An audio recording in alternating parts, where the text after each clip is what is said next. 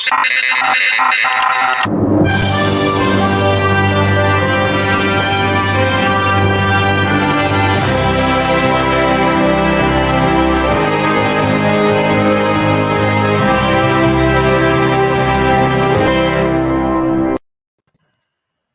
and welcome to another episode of Movies That Make Us. I'm Jake.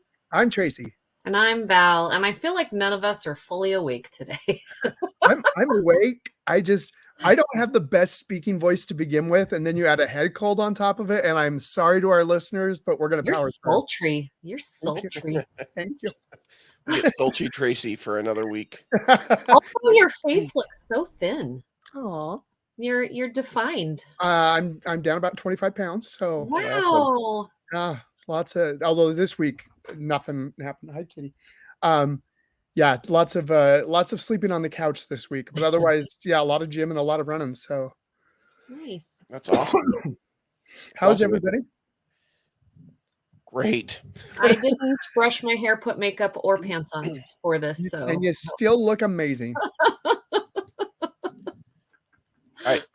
Yeah. I don't know how she does it, Jake. It's not fair. No, it's not fair. Well, she's starting with better material. This is than we true. are, so This is that, You guys like my shirt? Duck my life. My life. If you're watching the video, I have a shirt that has a giant duck on it, and it says "Duck my life." I love that. that's awesome. If like I it. had more ducks that. in my life, I feel like it would be better. I have Bill Murray Oh, and Bill Murray. Steve. We all have good shirts on today. Yeah, You've got Bill Murray. Oh my gosh, what does that say? It's the everything's perfectly all right. Now we're all fine here now. Oh yeah, love Thank that. you. How are you? Anyway, It's a good shirt day for the show. It yeah, is it is a good shirt day. We did This not is even why you coordinate should this. watch instead of listen all the time. Yeah. That's right. That's right. If you haven't checked us out on YouTube, this is a good It's- episode to do that, to see our really cool shirts. It's like All a of the little episodes Easter are egg. good. It's like a little Easter egg. We just, sprinkle in there for the enjoyment of the viewers. Yeah. Yeah. Which is good because of the movie that we're talking about today is full of little things sprinkled in Yes. throughout, little There clues, you go. I feel little like Easter this eggs. is like one of the most fun and accessible movies that Nicolas Cage has I ever agree. done. But I I agree. also think that about the entire cast. It's also, I think, the most fun and accessible movie for Jon Voight. Yeah.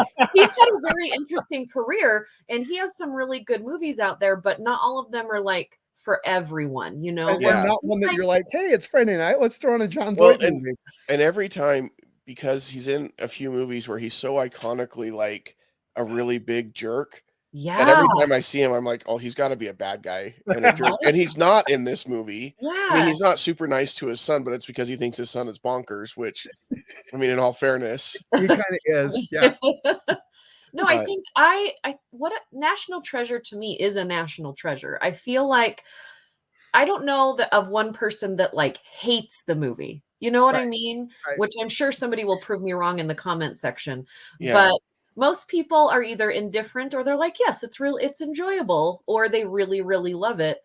And this is a movie that Sammy and I, my daughter and I, would watch over and over. Sometimes that's what I can do to get her to come in the room. Like, hey, Sammy, National Yeah. Treasure just happens to be on. Yeah. Didn't plan that at all. You haven't had a chance to I talk to her didn't for do a a while. search on my Roku to find it or anything. It just was there. I own it just for that occasion. Yeah, perfect. But now it's on Disney Plus, so you can just Yes. go there. Yes. And the sequel as well. Yes. Yep, the sequel is there. It's so It's I love I don't mind the sequel. the sequel's fine. The sequel's fine. not as good. It's not the Right. original, but it's fine. It's so hard because the original, I agree with you, Val. I think most people really like the original for one reason or another. And there is a certain amount of you have to turn your brain off for it, but that's okay Yeah. because it's a movie and that's totally appropriate, I think. But Yeah. but I feel like the sequel, it was just more of the same, which is good because it should be like it should feel like it goes together. But I didn't feel like there was enough original, and it's kind of the same way I feel about Pirates of the Caribbean. I really like the first Pirates of the Caribbean movie, and while the others are okay, it's just the first one was just so original and out there, and then the second ones were just kind of the second and third were just more of the same. kind of stuff without a lot of innovation or anything new. And I don't Right. know. Well, it's Jerry Bruckheimer. And there are Yeah. 6 of them, so. But Yes, I know. we forget about some of them. Yeah, Yeah, I forget how many there are now. I think really Indiana Jones has been the only one that's this type of movie, because I would put Indiana Jones, Pirates, National Treasure, like they're all these adventure action family films. Mhm. And I feel like Indiana Jones, they give you enough of the same that you love because you want to see what you liked about the one before, but then they give you enough different that you know that you're on a new journey and you're excited to see what's coming. Where I feel like the second National Treasure, you do have all the same characters, but they don't give you enough, I don't know, enough to know, like, to really want to see. Expand. Yeah. They gave us the angst and they gave us Helen Mirren. Which is not a bad thing. Anytime you give us Helen Mirren, I'm going to have a good time. She's amazing. Right. But yeah, I think you're right. It was almost there, but not quite. Yeah, and We had I'm all not the working parts. Yeah, and I'm not saying it's a bad movie. Like if you No. want to sit down and spend your afternoon watching National Treasure and then Book of Secrets, like Yeah. it's not a bad afternoon. No. I did a double feature yesterday. Nice. Oh, you watched both of them? Because I hadn't seen these movies in like probably 20 years. Like I saw them when they came out, and I kind of had seen them since, but I had forgotten how much fun the first one was. And then the second one, I would find my attention just kind of, Yeah. oh, let's see what's on Facebook while I'm. It was, and it's funny that you bring up Indiana Jones because I think the Indiana Jones trilogy, and really, I mean, I know there's a fourth one, No, and I'm there's not not. saying I like the fourth one. I have nothing against the fourth one, but when I think of like the trilogy, it's interesting to me because Temple of Doom gave us a lot of different with Indiana Jones. Like there was just enough of what you loved about Indiana Jones, but it was a lot of different. And I think with Last Crusade, they really said, okay, let's bring in some more of the Raiders of the Lost Ark feel. And I think that's why I enjoy Last Crusade probably a little bit more than Temple of Doom, but it was still enough different that you felt like you were watching a different story. Well, and I loved the father-son aspect of Last Crusade. Yes. So, I mean, I think that's why I like, you know, the National Treasure, because there's this father-son aspect that you don't see a lot in a fun movie. Usually it's like a real downer. Right. Yeah. Right. And so I really like how like his dad, you could tell he used to believe in all of the things that, you know, his son believes in now, but it has burned him so much that he's just pushed that away and he's trying to live this normal life, you know. But he still has money hidden in books, and he still has like all of these fun things that someone that believes in treasure hunting would do. So he still keeps it alive as much as he can without being crazy. Yeah. Well, and when they're looking at the back of the Declaration of Independence and they're trying to find the hidden ink and he keeps walking by the room, you're going to need a reagent. You're going to need heat. Like he doesn't want to be involved, but he totally wants to be involved. You know, and I have to say, it takes a certain actor to deliver some of these lines believably. Like when Nicolas Cage is like, we're going to steal the Declaration of Independence, you know, and it's the way he says it. And you're like, you know what? I'm okay with it. It's so iconic. Like the whole phrase, like even people that haven't seen the movie. Right. Know that quote. line. Like that is a pop culture quote for sure. Yeah, absolutely. And he does. And the way he delivers some of the stuff in this is just, it's the most so Nicolas Cage. And it's just great. But it's like the low end of Nicolas Cage.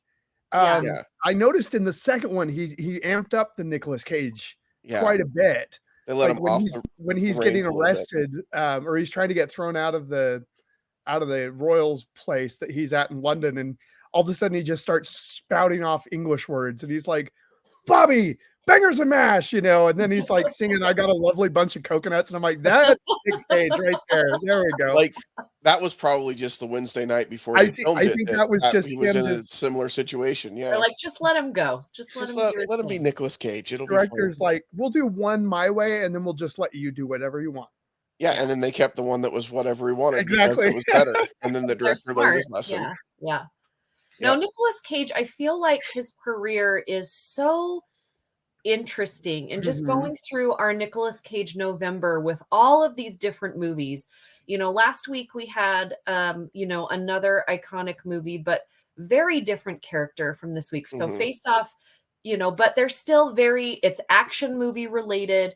They're Right. very fun, but he was the bad guy, kind of. It just depended on the time of the movie. Last week, this week, very, it's a Disney movie, very family friendly, but at the same time, it's not like hokey. Like it's fun, and there are some cheesy moments, but it's like it's like the right amount of cheese on your broccoli cheese potato. Like no, the right amount. No, the right amount of cheese on your nachos. However you want to eat it. I just wanted, because I think Jon Voight is the broccoli, and I think he's the cheese, and so when you put the right amount of those things together, it's magic. Broccoli's an evil weed, so wow. Is that going to be the title of this episode? Evil weed, broccoli the evil weed. Evil weed. I need a shirt, please. We need broccoli the evil weed. Evil weed with we need to have different shirts with different quotes from us. Like Craig's. Craig's always coming up with new shirts. We need to, yeah. Some of them though are hit or miss. Like Craig, please look at your Jaws manatee shirt and just look at it in the right light. Just please. I do like the manatee alien. Yeah, and I like the Glenn Ross always be casting just because I have a I know I need to get that shirt just because. Does Craig get royalties from us because we have mentioned him in every episode for the past 5 episodes? Well, I think either he doesn't listen, which I think is a good possibility to know how much we have mentioned him, or he doesn't really have time to listen. He's like, I'm living rent free up here. Yeah. So I really do love this movie, though. National Treasure it's a lot of fun. I like Sean Bean in this movie. I think he does a great job. I mean, Sean Bean in every movie, but this movie particular, I feel like they hit the essence of Sean Bean, because not only do you have him being the strong leader character that we love, he is the bad guy, but he's so likable. Like, you're like, he's the bad guy, but I mean, I'd be on his side, and he's so handsome. Sometimes they'll have him like really like in charge and like this character, but they kind of make him they're like, we can't make him too handsome because then people won't believe that he is this character. But I think that in this movie, and then when he's in Lord of the Rings, I think they're the 2 totally different movies, but this one, I kind of like his performance just a little bit more. Is that awful? No, I think he plays so well off of Nicolas Cage because even though we get a toned down Nicolas Cage, he is still very high strung as Benjamin Gates in this. Like, and Sean Bean is just the cool debonair villain, super villain, and so they play really well off of each other. And you are convinced throughout the whole movie because of his performance that he is one step ahead, has the resources, has everything, that he's eventually going to outsmart and beat the Ben Gates character, even though you're watching a Disney movie, so you know the good guy's going to win in the end. But but that's how believable it is, because he just does a great job. And he doesn't die. Which is weird for him. I know. I feel like every movie after this or TV show. Yeah. I mean, that's kind of who he's become. Sean Bean's one of those actors where he's kind of like Nicolas Cage. Even if the material is bad, you still want to watch him. Yeah. You still like, I tried to watch the Snowpiercer TV series because I really like Sean Bean. Yeah. I made it through season 2, and then I'm like, I can't do it anymore. I love you, dude, but I'm out. Yeah. I couldn't even make it through season 1, so bless your heart. It's a rough. Tracy was dedicated, obviously. Well, I'm a fan. Plus, I like the original movie, but with Chris Evans. But he's just one of those actors that's just got so much screen presence to him. And I totally like what you said, Jake. They're kind of yin and yang, and they're like the two sides of the coin. And one wants to do it for the profit, and the other one wants to do it because it's history and it's all that sort of thing. But I love this. I was watching this last night, and I was thinking, I kind of wish that they had almost done this like a Sherlock episode, the Benedict Cumberbatch, because like in Sherlock, you like visually see his thinking process, and so it's kind of cool visually as to all what's going on in his head. And in this one, it's just like, okay, let's look at this riddle that's confused people for 200 years, and we'll talk about it. And in the next 30 seconds, we figured this out and we're moving on. Yeah, they kind of do that. Yeah, I wish they would have done a little bit of that too, because they do that in what's the Tom Hanks Angels and Demons movie? Oh yes, where he's trying to figure, and it's very subtle, but I do like that because that would have added a little bit. I think it was a little too early. But I also think they probably didn't muddy it. They didn't want to muddy it too much. But I do, if you watch this film compared to Face Off and or I don't know, some of the earlier movies of Nicolas Cage, this one is really we want to make him a leading man 100% movie, because the coloring of the movie was great. But if you look at a lot of the camera angles, it's a lot of those camera angles that make him look those hero shots, the beauty shots, the hero shots of him. There are more of them in this movie than I noticed in Face Off, because Face Off is more of, it's them together. But this was, we want to sell him as the leading man. And then did Con Air come before or after? I don't remember, because Con Air has some of those shots as well. I'm pretty sure Con Air was before. So National Treasure was 2004. Okay. Con Air was 97. Yeah.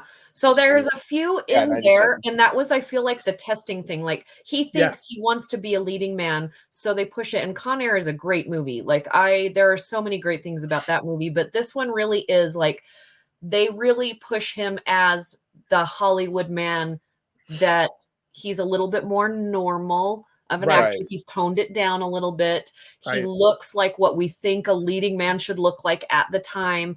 They put him with an actress that they feel, it's all this like very well packaged thing. And it worked so well. Like, whatever it was that they manipulated me to think, I don't mind, because it was so much fun of a movie. But I mean, the coloring of the movie is one of my favorites. Like, it's so nice. It's just so pleasant and nice. All the ember and brown and golds. And then when you're outside, and it was so cool when I actually got to go to the places from this movie, because I'm just like, last year around this time, I was on the East Coast, and I went to a lot of the places, and Dave's over there talking about like history, and I'm like, but that's where Nicolas Cage That's the secret society, Brick. At the look up at that's where he's seeing out of the the glasses. Right here's where he took that brick out. There's probably glasses in one of these bricks. We should check it out. Like, history, but Nicolas Cage.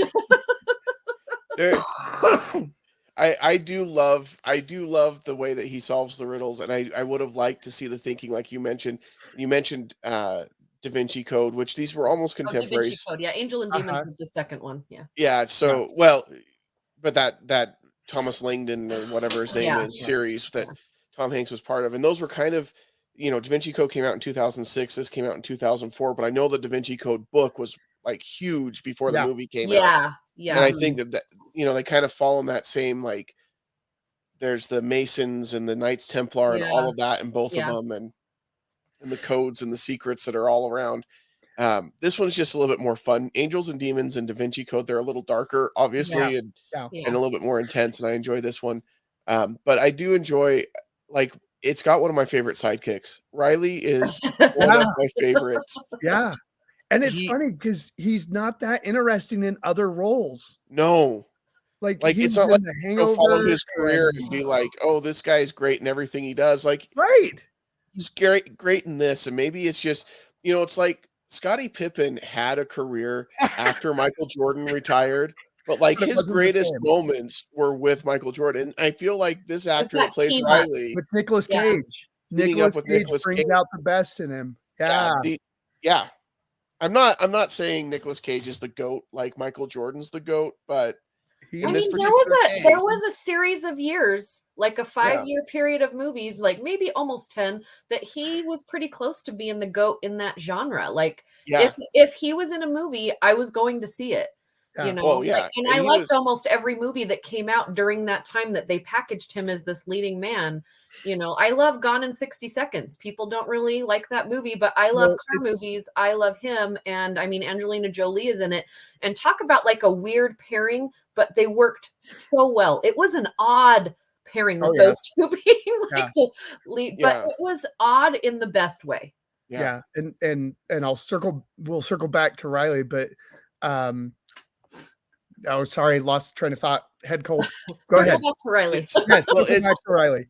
the amazing thing, speaking of Nicolas Cage as a leading man, I don't think people, kids today, and I'm going to sound like an old person now when I say this, may not understand like how big he was. The fact that he was Yeah. cast to be Superman in Tim Burton's Yeah. Superman that was going to be made, like that's how big a deal Nicolas Cage was. Yeah. Mhm. And go As a watch that leading man. documentary, by the way, because that suit, I like it. Yeah, well, I would have loved to see it. I want In to another go to the universe. parallel universe where that movie was made and see it because I Yeah. think it would be interesting if nothing else. But Yeah.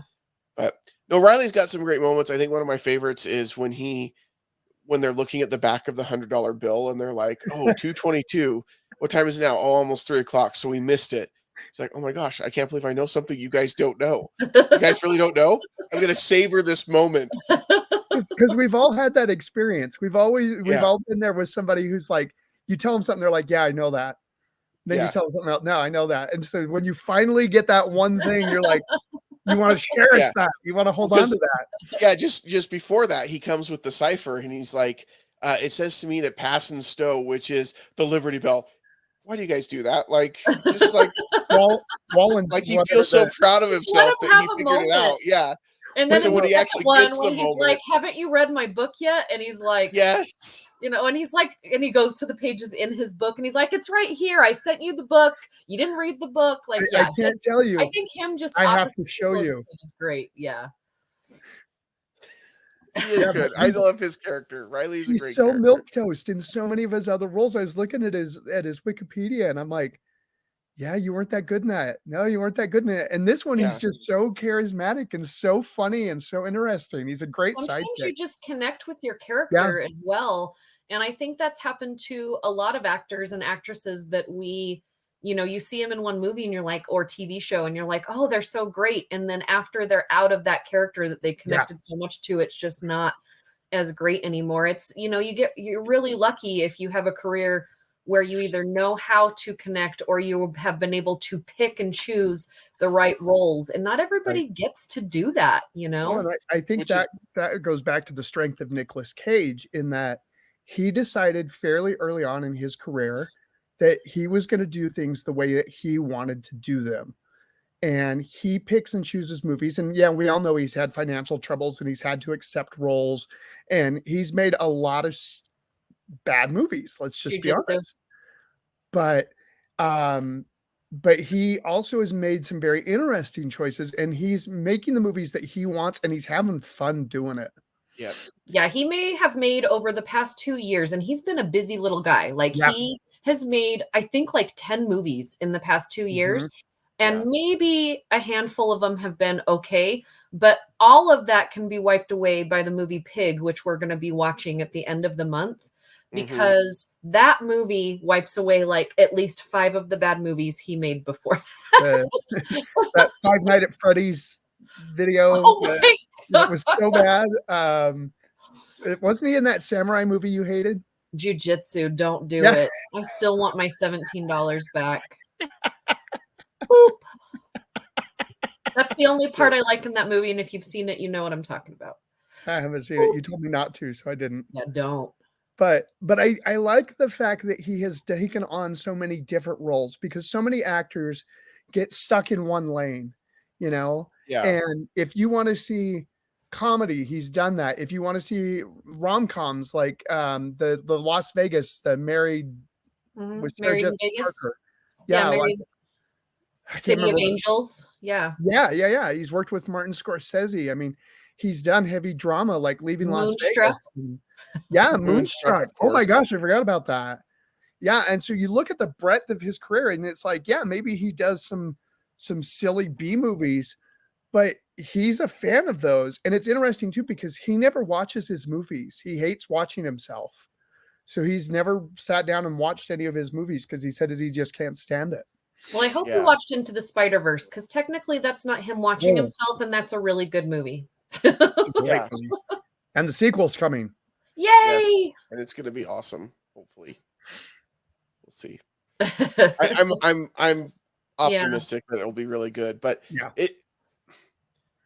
I like that there are so many movies out there, but sometimes you come across an idea and a concept and you put it out there and it's just so original and different that Mhm. sometimes just letting it stand on its own. But I mean, that was never going to happen if the movie was successful, I know, because it's a Yeah. superhero franchise and, they want to capitalize on that while it's still Well, hot. and same thing with National Treasure, and then they did National Treasure 2, and there's been Right. rumors of National Treasure 3 forever. I don't Yeah. think it's gonna happen. I don't think there's any chance, but I like the fact too that this was the stage in Nicolas Cage's career where he was not only the hero, and now I'm remembering what I was thinking of earlier. Thank you, brain. He's the reluctant action hero. Yeah. Mhm. He's just this kind of everyday guy. It's kind of like Bruce Willis in Die Hard in that he's just kind of this guy who gets swept up, and he doesn't look like an action hero. He doesn't look like Chris Hemsworth. He doesn't look like, this typical action hero, and yet he did stuff like Gone in 60 Seconds and Con Air and National Mhm. Treasure. And Well, and I like that you say that because one of my favorite scenes in the movie is when he goes into what's the main girl's name? I'm sorry, I can't think of it Abigail? right now. Abigail Chase. That's what it is. Abigail, when he goes into her office and he's starting to explain it, and he knows that he was just in 4 other offices and laughed at and turned down, but he didn't go home and say they're just going to laugh at me. Like, to him, it wasn't even a phase. He's like, I will knock on as many doors as I have to Mhm. until I get what I want. And when she's in there and she's like, well, why didn't you go to there? And he's like, oh, we went there. Yeah. we went. You can tell Riley's the reluctant one. Riley's like, we have been kicked out of every place. Why are we here now? But you're right. He's like, And I love that they show that scene because it pays off when he's going to all the different places and trying to get them to know, because it pays off later when the FBI is starting their investigation and Yeah. the one agent is like, well, we So actually got a tip that someone was going to seal the Declaration of Independence. Well, who was the tipster? We didn't open a file because we didn't feel like it was credible enough. Yeah, well, what about now? So it was And the it was a great casting. We moment. didn't talk about Harvey Keitel. Oh, he's great in he's this. so Keitel is great. fantastic in this. I think it's because it's such a, like, for him, most of the movies that he's in, like Harvey Mhm. Keitel, Mhm. Harvey Keitel is in this movie, and it's in this movie. I love it that his character is just so laid back. He's not, the head honcho of the movie. He just Right. comes in like Harvey Keitel, and he's there, and you're like, oh, there's Harvey, and then he's like suave, and he like takes care of business, and then he just kind of goes Yeah. back It's like it kind of made me think of his role in Pulp Fiction where he's the fixer, and he just shows up and takes care of everything, and he knows exactly what to do. And Well, and they do a good job too, like keeping it hidden that he knows more about what's going on than Yeah. what he knows. Uh-huh. Because, like, as I was watching it again in preparation for this, I thought, this is really bad writing because I know down the road that he does know all this stuff, but he doesn't know all this stuff. I'm like, no, he's pretending not to know. So it's Yeah. Harvey Keitel acting like someone Yeah. pretending not to know what they actually know, knowing that they do know what they know. this is like last week's episode of Face Off, where it was Nick Cage playing John Travolta playing Nick Cage, who Yeah. thinks he's John Travolta. Yeah. And he pulled it Levels, off. man. Levels. Yeah. We go deep on this show. We do. I just think this movie is a giant hug of a movie. You know It what I really mean? Yeah, it Like, is. you sit down, and if you just let yourself enjoy it, then you're just going to feel better after. It's so much fun. It's just, it's a giant hug of a movie. Some people are like, oh, it's too silly for you to like. You know what? Maybe you should just enjoy your life more. Yeah. Embrace the silly sometimes. I remember when this movie came out thinking, I don't know if I'm really going to be into that. It seemed like a poor man's Indiana Jones kind of a thing. And now I feel like it's kind of taken on a life of its own, and it's iconic in its own right, and it's just a fun snapshot of that time in movie making, of that time in Nicolas Cage's career, and just really just in general, because we were like, because of the Da Vinci Code and other things, we were obsessed with this idea of the Freemasons and the Knights Templar. I'll watch every movie about that stuff. I get that there are people who are still seriously into this kind of stuff, and we don't need to talk about that. There are documentaries on them as well. That's like everything they run on the History Channel outside of Pawn Stars, right? Well, it's either Freemasons and Knights Templar or aliens. Yeah, that are responsible for everything in Stars. history. Yeah, or Pawn Stars. That's the History Channel. Yep. We love you, History Channel. I used to, but we've grown If apart. you want to sponsor us or give us some money, we won't turn it down. Oh, well, yeah, of course, obviously. Jake's Well, I mean, that's yeah, obviously. Jake's got principles unless there's dollars attached. Wow. Well, I don't think there's anything immoral about what the History Channel has become. It's just not what I enjoy as far as when you put the name history in front of your channel, I expect something different than what it is. But, So you like sci-fi. Sci-fi gives you exactly what you think you're going to get from sci-fi. Except how to spell SYFY. sci-fi. Yeah, that's not. And so does the Food Network. I never get let down over there. Yeah, the Food Network's always good. And if you like hunting for homes, HGTV is your place. House Hunters. Like, if you want to have the experience of buying a new home without actually buying a new home, House Hunters. Now, here's a channel that does the opposite, that does not give you what you think you're going to get, and that's MTV. Because there is no music on that television. I don't even go there anymore. I'm that old where I'm not even. I go there for the challenge. But speaking of channels, I feel like Nicolas Cage could have his own channel. He has so much content out there. Yep. Yes. Yep. And when you would go to the Nicolas Cage channel, you would get everything you wanted because you expect to have something odd, something different, something quirky, something that maybe you hadn't thought of, plus something fun. Like, they might not all be good, but they all have a lot of those same elements. Even though I think Jiu Jitsu is an awful movie, Nicolas Cage on his own is actually pretty entertaining. The movie itself, there's just too much jujitsu. Yeah. Well, and really, really bad writing. I just did a quick Google search. Too much jujitsu and not enough writing. I just did a quick Google search, and he has appeared in at least 115 feature films. See? And those are just the features. Yeah, those aren't. Yeah. There are movie channels out there that have done a lot more with a lot less. What's the movie he was in recently where he almost has no dialogue and it's a horror film? That was the Five Nights at Freddy's. It's so you keep calling it Five Nights at Freddy's, Willy's Wonderland. Yeah, Willy's Wonderland is what it is. I'm like, I've never seen Five Nights at Freddy's, but I know I've seen this other one. It's the video game that this is based on. Well, I don't play video games, but I thought that movie was so much fun. I hate horror films. Oh, I didn't like that one. Dave and I were laughing our butts off. If you go in thinking it's going to be a good movie, then you're going to have a rough time. We picked it because we're like, Nicolas Cage, freaking horror film. This is going to be awful. We made the popcorn. We sat back and we just laughed. And the fact that he maybe has one line in the whole movie. I don't think he has any lines, but maybe one. Maybe I couldn't remember, but and he doesn't need them. Like the way and this was so like to me, it was so interesting because he can do all the things without talking because his personality and his acting ability is so strong that, cut out all of the nonsense that was happening in the movie when they did just his spots when he was making like his dinner and playing the pinball and drinking his soda. Like, it was brilliant to me. It was brilliant. So you have National Treasure where he has all of these great one-liners and all of these debonair like looks and everything. And then you go to this movie where he looks like he's had a rough life, like a sack. Yeah. Oh yeah. Yeah. Willy's Wonderland. He's had a rough one.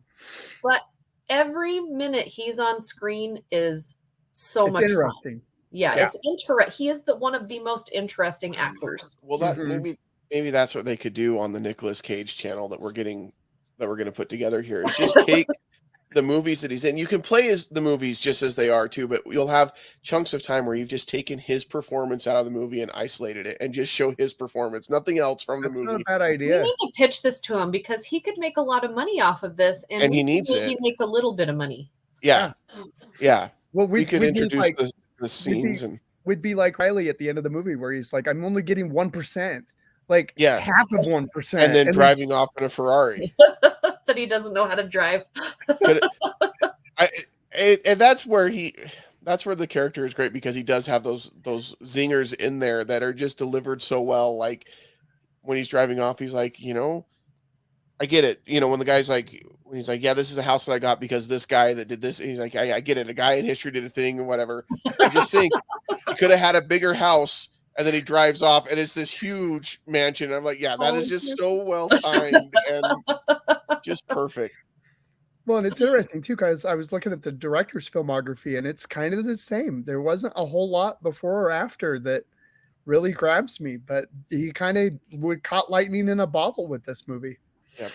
And honestly, like there's I think a lot of directors and filmmakers out there where that's the case, where Mhm.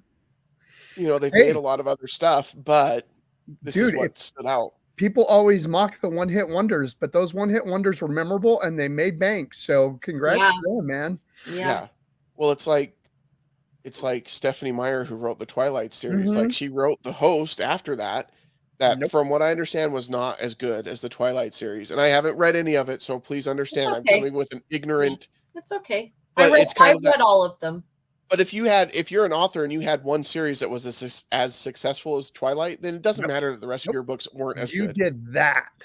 Or like Robert Jordan is a good example with the Wheel of Mhm. Time series that's super successful, and his other stuff isn't as. So he's got other stuff, but nobody really remembers that.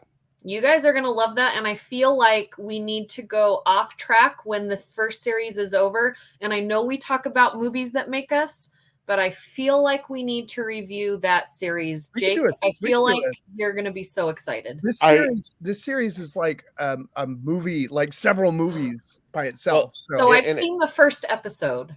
Oh. And I'm going to say something out loud, and please don't hate me. I haven't read any of the books. I haven't either. That's fine. But so I don't know how it compares to the books, but I mean, I really, really enjoyed it, and I can't wait to sit down and watch this with Dave. Nice. Yep. Well, I know that Amazon's putting so much money and effort into this. They're really putting all their. They want this to reach the same heights of popularity that Game of Thrones did Well, on HBO.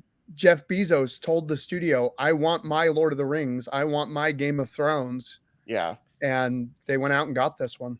Yeah, and this is a huge one. I think fans have been waiting for a long time. And honestly, if it's done right as a series, I think it will be really, really good. It could never be done as a movie because there's 14 books that are all like 1,000 pages, and there's no way you can adapt that to film. Right. But you can in a TV series, I think, if they do it right. And honestly, there's probably 3 or 4 books that they can just cut like the whole book out. That's what I've heard. Yeah. And so I've heard that their goal is to go 8 seasons with it. I hope they make it.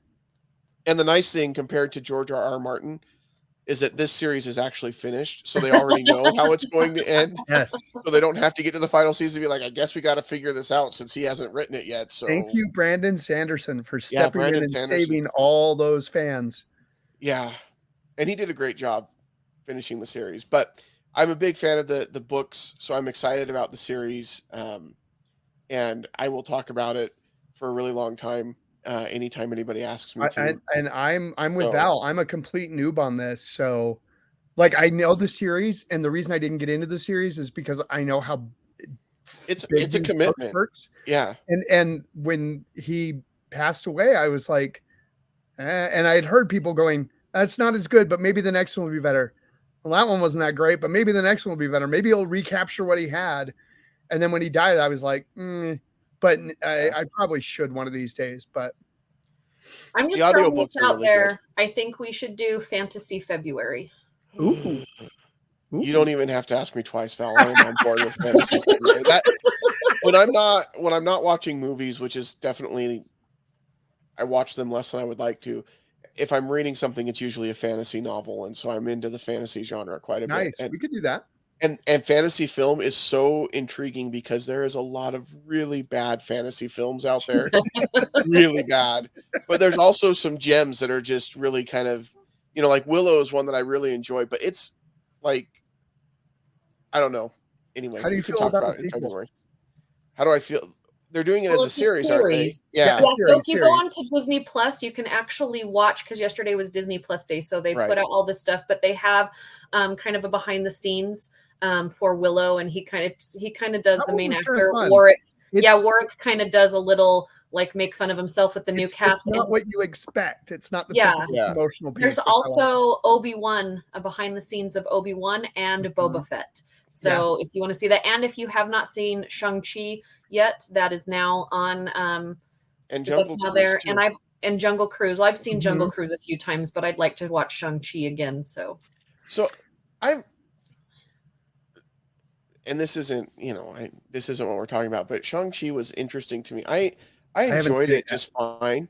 Awkwafina, I think, was the highlight of the film because She I was think she's the really highlight great. of anything that she's in because she's just really great.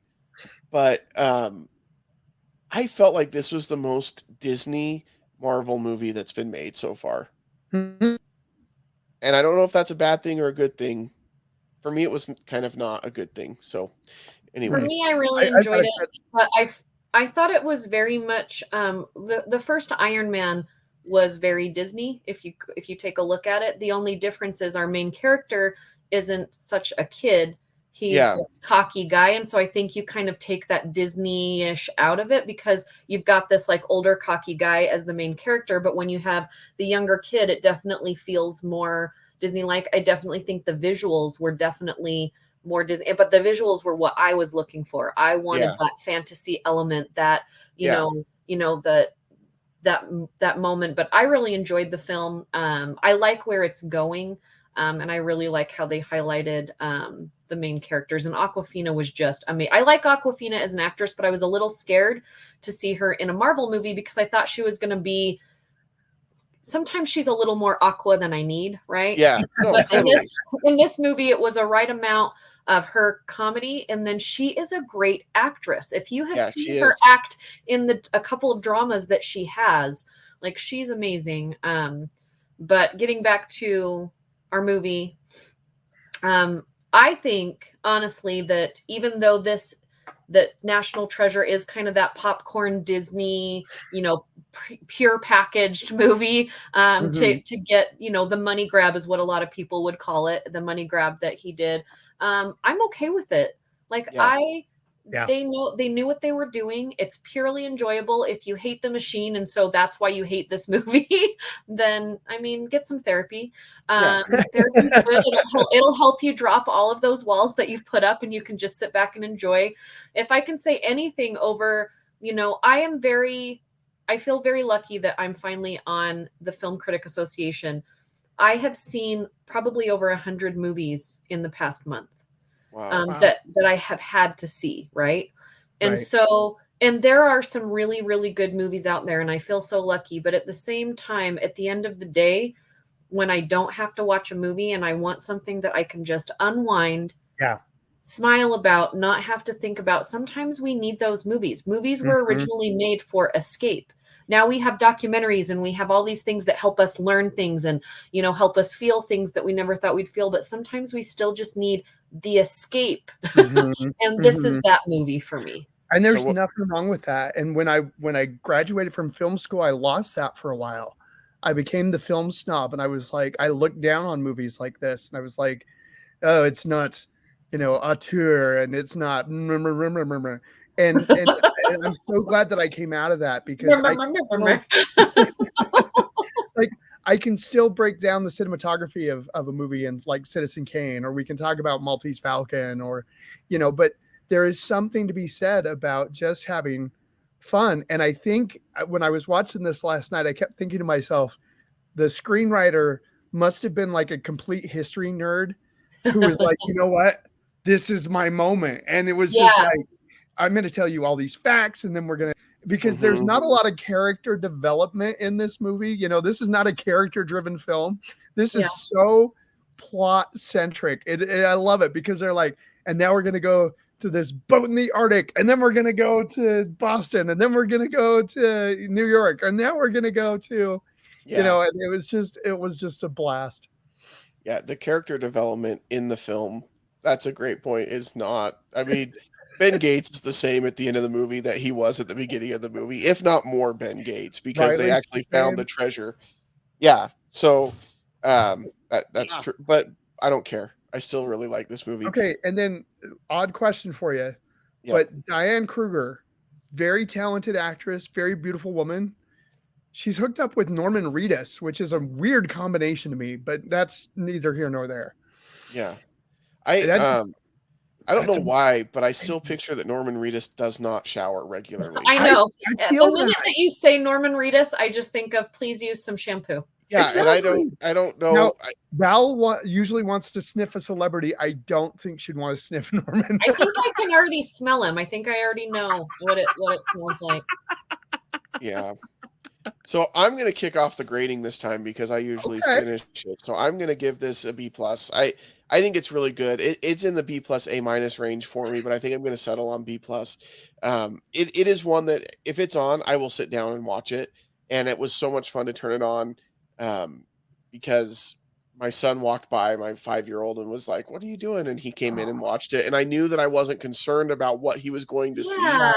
Right. And so I like that about it too. There is some stuff in there where that prevents it from being an A. I think part of it is some of the storytelling, some of the character development and things like that. But overall, like it's not distracting enough that I don't enjoy the movie. So I would give it a B plus. What about you, Val? So a lot of people, including my husband, wonder how I grade movies. They're like, I still don't understand how you grade movies. So this is a perfect example. Let me break it down for you. This movie has all of the things of how I grade a movie. Is the movie entertaining and enjoyable? Is the movie accessible to bigger audiences? Does the movie trigger you to maybe go learn something beyond the movie that maybe you didn't learn before? Does the movie trigger you as a person to maybe have a connection with someone else because of the film? And can I watch this movie again and again? This movie has all of those things. Okay. It's not the best made movie of all time. It's not going to win any Academy Awards. That doesn't make a good movie for me. Oh, it's going to be nominated for an Academy Award. It's Best Picture. There have been Best Pictures that I'm like, that was okay. That was an okay movie. But to me, Nomadland. The Green Book. Yes. Shakespeare in Love. Hey, that should never. That was too far, Tracy. That was too far. That is the year that had. That was a really good movie, but it should not win. Show, Shawshank Redemption. Yeah, how any of those three. We should do a Best Picture month as well.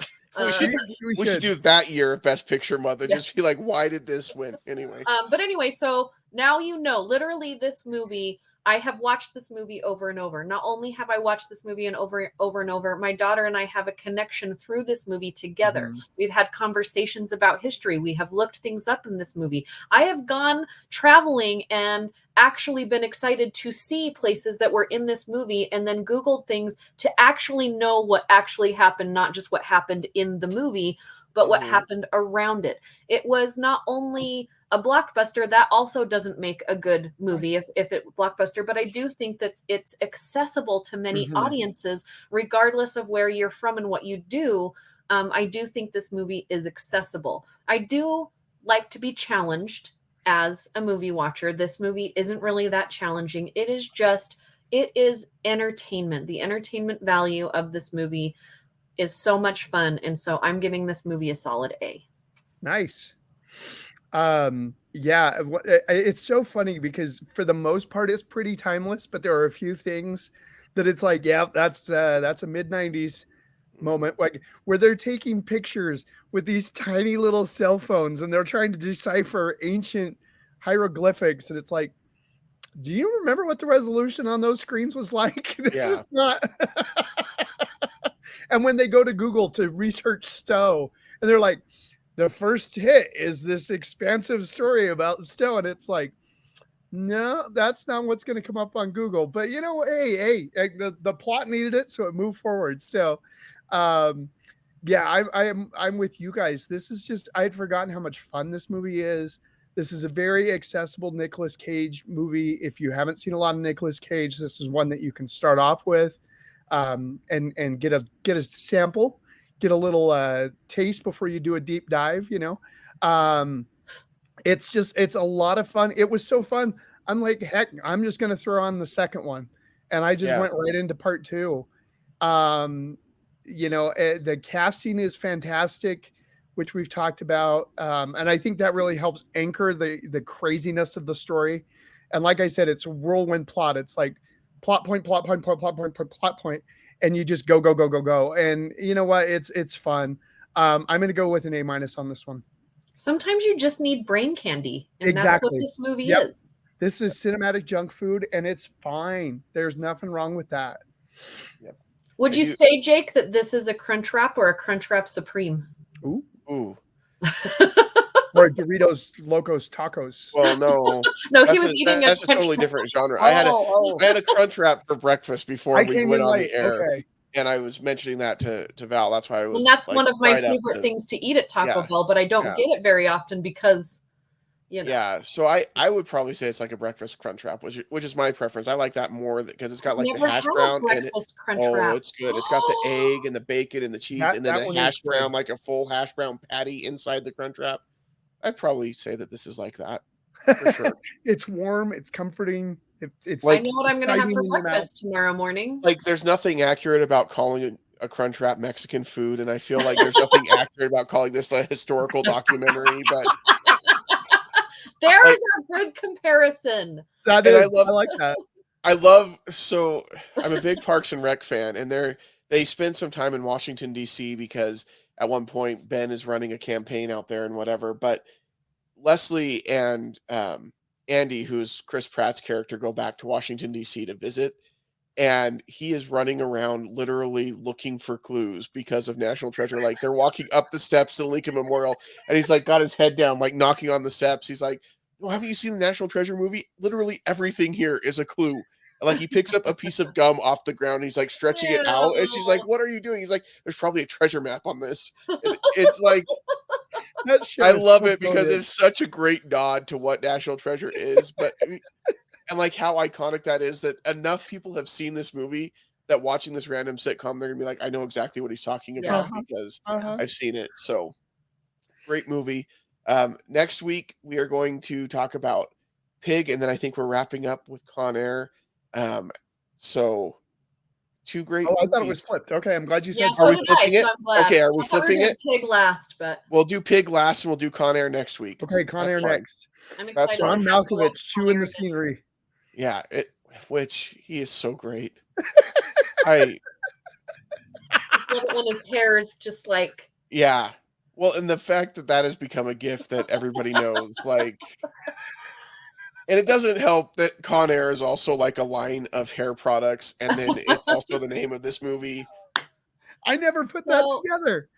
So I just want to throw this out there, and I don't want to get any hate mail, but I thought I'd put it at the end of the episode, and I was thinking about it at the beginning.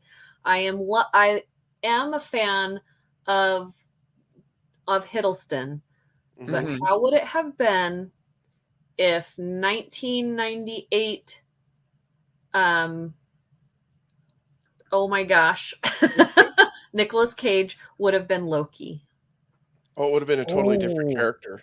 Oh, that's But I think he would have fit. He's got all of the personality traits and the hair. He would have gone nuts with that role. I love the MCU Loki 100%. I think he's great.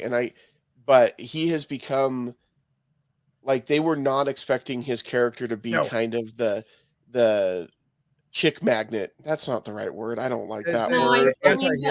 He's got a lot of sex appeal and because he's attractive and everything else on top of he's just an intriguing character. I think Nicolas Cage would have been very different. He still would have been more of the traditional Loki that we see in the comics, kind of like old school Loki that's in the Loki series. But a mid to late 90s Nicolas Cage as Loki, that's interesting. I think it would have been a good call. I like Loki, I like Hiddleston, but like you said, Jake, he is the most Disney Loki ever, right? And I think even more with the Loki series, it kind of took away some of what I loved about what I saw in the movies, because now he is almost too accessible to me. Yeah. So the mystery is almost gone. He almost has too much heart, and it's hard to see him as a villain at all at this point. Yeah, and so I think he's definitely more of an anti-hero. A lot of the interesting parts of that character kind of left with that series, and I know a lot of people love that series so much, but I think with Nicolas Cage as that character, you'd still get some of that heart, but you'd know in the background he's still crazy. He's still crazy. He's still going to do something manipulative, anyway. See, I would love to see Tom Hiddleston in more roles, like his role in Kong Skull Island and things like that, where He was good in they that. let him just be the hero, because I think Mhm. he's got a lot of appeal and Yeah. charisma that he could play that kind of a It's role got more often. Brie Larson too. hmm Yep. That was a decent movie. I liked that one. It was a decent movie. So anyway, you can follow us in all the places. We are everywhere online: Facebook, Twitter, Instagram. We are at Movies That Make Us on Instagram and at Movies Make Us on Twitter. Make sure you follow us there. Make sure you like this video if you're watching on YouTube. Make sure you leave us a review if you're listening on podcasts or Spotify or however you're listening to this. We'd love that feedback. And until next time, we won't see you at the movies. Bye. Bye.